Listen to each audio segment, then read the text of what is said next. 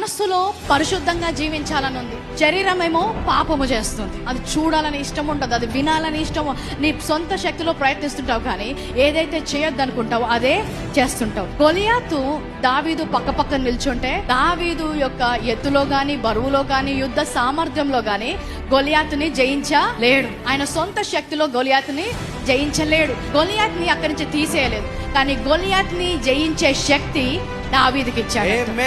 నీ పాప విషయంలో కూడా అంతే. నీ పాప విషయంలో కూడా నీ సొంత శక్తితో నీవు గెలవలేవు. ఈ లోకంలో ఆయన పాపాన్ని తొలగించలేదు, కానీ ఆ పాపాన్ని జయించే శక్తి ఆయన కృప ద్వారా మనకు అనుగ్రహిస్తున్నాడు. రోమా 6:14 ఏమంటుందంటే, మీరు కృపకే గాని ధర్మశాస్త్రమునకు లోనైన వారు కారు గనుక పాపము మీ మీద ప్రభుత్వము చేయదు.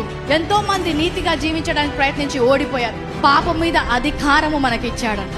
అది కృప ద్వారానే సాధ్యం, ధర్మశాస్త్రం ద్వారా సాధ్యము కాదు. ఆ పాపము ప్రభుత్వము చేయలేదంట.